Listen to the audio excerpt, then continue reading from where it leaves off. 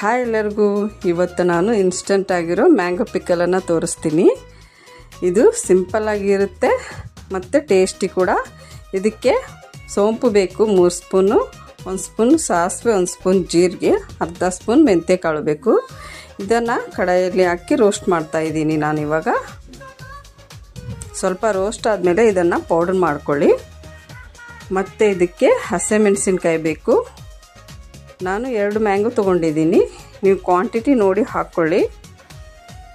ಇದು ಇನ್ಸ್ಟಂಟ್ ಆಗಿರುತ್ತೆ, ಆದರೆ ಫ್ರಿಜ್ಜಲ್ಲಿ ಸ್ಟೋರ್ ಮಾಡ್ಕೋಬೇಕು. ಇದನ್ನು ಮ್ಯಾಂಗೋ ಕೂಡ ಈ ಥರ ಕಟ್ ಮಾಡ್ಕೊತಾ ಇದ್ದೀನಿ. ಇದು 2 ಕ್ರಷ್ ಮಾಡಿ ಈ ಥರ ಮಿಕ್ಸಿಯಲ್ಲಿ ಹಾಕಿ ಮೆತ್ತಗೆ ಮಾಡಬೇಡಿ.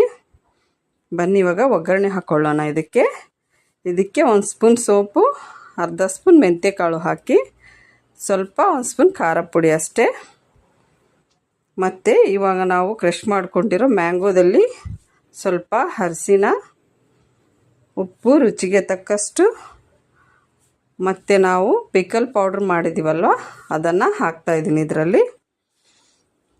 ಇಷ್ಟೇ ರೆಡಿ ಆಯಿತು. ಇದನ್ನು ಹಾಕಿ ಸ್ವಲ್ಪ ಎಣ್ಣೆ ತಣ್ಣಗಾದ್ಮೇಲೆ ಅದರಲ್ಲಿ ಹಾಕಿ ಇದನ್ನು ಫ್ರಿಜ್ನಲ್ಲಿ ಸ್ಟೋರ್ ಮಾಡ್ಕೊಂಡು ಇಟ್ಕೊಳ್ಳಿ. ತುಂಬ ಟೇಸ್ಟಿಯಾಗಿರುತ್ತೆ. ನೀವು ಇದಕ್ಕೆ ಅಡಿಕ್ಟಾಗಿ ಬಿಡ್ತೀರಾ ಒಂದು ಸಲ ತಿಂದರೆ, ಅಷ್ಟು ಚೆನ್ನಾಗಿರುತ್ತೆ.